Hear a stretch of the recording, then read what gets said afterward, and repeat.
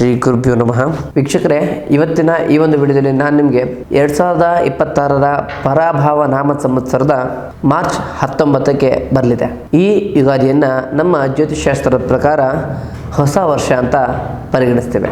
ಈ ಹೊಸ ವರ್ಷ ಅಂದರೆ ಯುಗಾದಿಯ ನಂತರದಿಂದ ಮೇಷರಾಶಿಯವರಿಗೆ ಆಗ್ತಕ್ಕಂತಹ ಸ್ಥಾನಮಾನ ವ್ಯವಸ್ಥೆ ಆಗ್ಬೋದು, ಅವ್ರ ಜೀವನದಲ್ಲಿ ಆಗ್ತಕ್ಕಂಥ ಪಾಸಿಟಿವ್ ಮತ್ತು ನೆಗೆಟಿವ್ ವಿಚಾರ ಆಗ್ಬೋದು. ಇದೆಲ್ಲ ಏನು ಅಂತ ಈ ಒಂದು ವಿಡಿಯೋದಲ್ಲಿ ತಿಳಿಸ್ಕೊಡ್ತೀನಿ. ಸಂಪೂರ್ಣ ಮಾಹಿತಿಗಾಗಿ ನಮ್ಮ ಒಂದು ವಿಡಿಯೋನ ನೋಡ್ತಾ ಇರಿ. ಯಾರೆಲ್ಲ ನಮ್ಮ ಒಂದು ಚಾನಲ್ ಲೈಕ್ ಮತ್ತು ಸಬ್ಸ್ಕ್ರೈಬ್ ಮಾಡ್ಕೊಂಡಿಲ್ಲ, ಈ ಕೂಡಲೇ ಭಕ್ತಿಯಿಂದ ಲೈಕ್ ಮತ್ತು ಸಬ್ಸ್ಕ್ರೈಬ್ ಮಾಡ್ಕೊಳ್ಳಿ. ಮೊದಲಿಗೆ ಮೇಷರಾಶಿಯವರ ಗ್ರಹ ಸಂಚಾರವನ್ನು ನೋಡೋದಾದರೆ, ಮೊದಲಿಗೆ ಶನಿ ಗ್ರಹದ ಸಂಚಾರದ ಬಗ್ಗೆ ತಿಳಿಯೋದಾದರೆ, ಮಾರ್ಚ್ 2026ರಲ್ಲಿ ಶನಿಯು ಮೀನ ರಾಶಿಯ ಪ್ರವೇಶ ಮಾಡೋದ್ರಿಂದ ನಿಮಗೆ 7.5 ಶನಿ ಅಂದರೆ 7.5 ಶನಿಯ ಪ್ರಥಮ ಆರಂಭ ಅಂತಲೇ ಹೇಳ್ಬೋದಾಗುತ್ತೆ. ಇದನ್ನ ಬೆಳ್ಳಿ ಪಾದ ಅಂತ ಕೂಡ ಕರೀತಾರೆ. ಇದು ನಿಮ್ಮ ವ್ಯಯಸ್ಥಾನ ಆದ ಕಾರಣ ಅನಗತ್ಯ ಖರ್ಚುಗಳು, ಅನಗತ್ಯ ವ್ಯವಸ್ಥೆಗಳು ಇದೆಲ್ಲ ಆಗ್ಲಿಕ್ಕೆ ಇರುತ್ತೆ. ಇನ್ನು ಗುರುವಿನ ಬಗ್ಗೆ ನೋಡೋದಾದ್ರೆ, ವರ್ಷದ ಆರಂಭದಲ್ಲಿ ಗುರು 2ನೇ ಮನೆಯಲ್ಲಿ ಸಂಚಾರ ಮಾಡೋದ್ರಿಂದ ಇದರಿಂದ ನಿಮಗೆ ಸಣ್ಣ ಮಟ್ಟಿನ ಆರ್ಥಿಕ ಲಾಭ ನೀಡುತ್ತೆ. ನಂತರ 3ನೇ ಮನೆಗೆ ಪ್ರವೇಶ ಮಾಡೋದ್ರಿಂದ ನಿಮ್ಮ ಧೈರ್ಯ ಸ್ಥೈರ್ಯ ಹೆಚ್ಚಾಗುತ್ತೆ. ಇನ್ನು ರಾಹು 11ನೇ ಮನೆಯಲ್ಲಿ ಸಂಚಾರ ಮಾಡೋದ್ರಿಂದ ಅನಿರೀಕ್ಷಿತ ಧನ ಲಾಭ ಆರಂಭ ಆಗುತ್ತೆ. ಈ ಒಂದು ರಾಶಿಯವರ ಶಿಕ್ಷಣದ ವಿಚಾರ ಬಗ್ಗೆ ನೋಡೋದಾದ್ರೆ, ಶನಿಯ ಪ್ರಭಾವದಿಂದ ಮನಸ್ಸು ಚಂಚಲವಾಗುತ್ತೆ. ಮೊಬೈಲ್ ಅಥವಾ ಸಾಮಾಜಿಕ ಜಾಲತಾಣಗಳಿಂದ ಸ್ವಲ್ಪ ದೂರ ಇರೋದು ತುಂಬಾ ಒಳ್ಳೆಯದಾಗುತ್ತೆ. ಆಗಸ್ಟ್ ನಂತರ ಪರೀಕ್ಷೆಗಳಲ್ಲಿ ಯಶಸ್ಸು ಸಿಗ್ತದೆ. ಶಿಕ್ಷಕರ ಮಾರ್ಗದರ್ಶನ ಸರಿಯಾದ ಸಮಯಕ್ಕೆ ಸಿಗುತ್ತದೆ.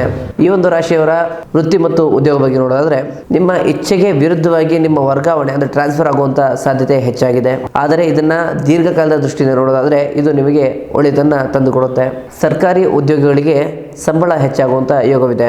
ನೀವು ಮಾಡುವಂತ ಕಚೇರಿಯಲ್ಲಿ ಗುಂಪುಗಾರಿಕೆಯಿಂದ ದೂರ ಇರಿ.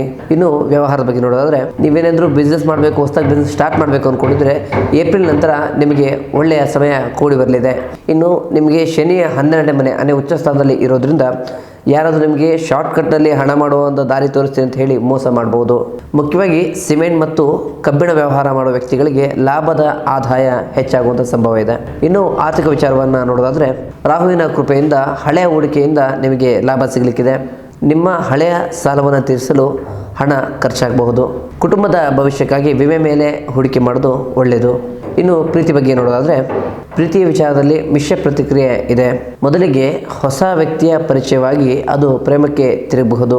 ಸಣ್ಣ ಪುಟ್ಟ ಸಮಸ್ಯೆಗಳು, ಮಿಸ್ಅಂಡರ್ಸ್ಟ್ಯಾಂಡಿಂಗ್ ಇಂದ ನಿಮ್ಮ ಪ್ರೀತಿಯಲ್ಲಿ ಬಿರುಕು ಉಂಟಾಗಬಹುದು. ನೇರ ಸಂಭಾಷಣೆ ಆ ಎಲ್ಲ ಸಮಸ್ಯೆಗೂ ಮದ್ದು ಅಂತಲೇ ಹೇಳ್ಬೋದಾಗುತ್ತೆ.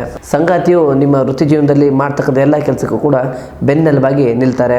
ಇನ್ನು ಕುಟುಂಬದ ವಿಚಾರವಾಗಿ ನೋಡೋದಾದ್ರೆ, ಮನೆಯಲ್ಲಿ ವಿವಾಹ ಅಥವಾ ನೂತನ ಗೃಹ ಪ್ರವೇಶದ ವ್ಯವಸ್ಥೆಗಳು ಕೂಡಿಬರುತ್ತೆ. ನಿಮ್ಮ ಮನೆಯಲ್ಲಿರ್ತಕ್ಕಂಥ ತಮ್ಮ ಅಥವಾ ತಂಗಿಯ ಕಡೆಯಿಂದ ಶುಭ ವಾರ್ತೆಯನ್ನು ಕೇಳ್ತೀರಾ. ಇನ್ನು ಪಿತ್ತಾಳಿತ ಆಸ್ತಿಯ ವಿಚಾರದಲ್ಲಿ ನ್ಯಾಯಾಂಗ ಅಂದರೆ ಕೋರ್ಟ್ ಕಚೇರಿ ಹೋಗೋ ಬದಲು ನೀವೇ ಸ್ವತಃ ಕೂತ್ಕೊಂಡು ಮಾತಾಡಿ ಅದನ್ನು ಕ್ಲಿಯರ್ ಮಾಡ್ಕೊಳ್ಳಿ. ಇನ್ನು ಆರೋಗ್ಯದ ವಿಚಾರದಲ್ಲಿ ನೋಡೋದಾದರೆ, ಮನೆಯಲ್ಲಿರ್ತಕ್ಕಂಥ ಹಿರಿಯ ವ್ಯಕ್ತಿಗಳಿಗೆ ಬೆನ್ನು ನೋವು, ಕಾಲು ನೋವು ಮತ್ತು ಮೊಣಕಾಲು ನೋವು ಬರುವಂಥ ಸಂಭವ ಹೆಚ್ಚಾಗಿದೆ. ಕೆಲಸದ ಒತ್ತಡದಿಂದ ಮನೆಯಲ್ಲಿರ್ತಕ್ಕಂಥ ಯಜಮಾನನಿಗೆ ಸ್ಟ್ರೆಸ್ ಅಂತಕ್ಕಂಥ ವ್ಯವಸ್ಥೆ ಆಗುವಂಥ ಸಂಭವ ಇದೆ. ಎಣ್ಣೆಯುಕ್ತ ಆಹಾರ ಅಂದರೆ ಕರದ ತಿಂಡಿಯನ್ನು ತಿನ್ನೋದು ಕಡಿಮೆ ಮಾಡಿ ಹಸಿರು ತರಕಾರಿಯನ್ನು ಹೆಚ್ಚಾಗಿ ಬಳಸಿ. ಈ ಒಂದು ರಾಶಿಯವರ ಪರಿಹಾರ ಮಾರ್ಗವನ್ನು ನೋಡೋದಾದರೆ, ಪ್ರತಿ ಶನಿವಾರ ಸಂಜೆ ಶನಿಯ ಮಂತ್ರವನ್ನು ಪಠನೆ ಮಾಡಿ.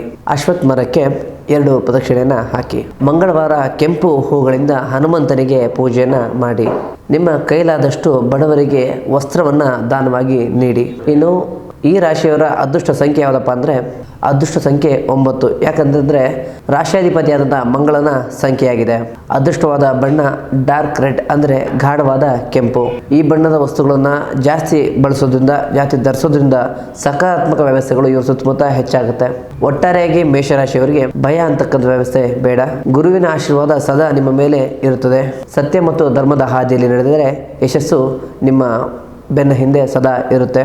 ಒಟ್ಟಾರೆಯಾಗಿ ಇದಾಗಿತ್ತು ಯುಗಾದಿ ಹಬ್ಬದ ಮೇಷರಾಶಿಯವರ ಸಂಪೂರ್ಣ ಮಾಸ ಭವಿಷ್ಯ.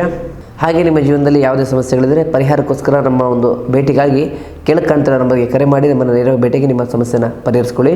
ಮುಂದಿನ ವಿಡಿಯೋದಲ್ಲಿ ಸಿಗೋಣ. ಧನ್ಯವಾದಗಳು.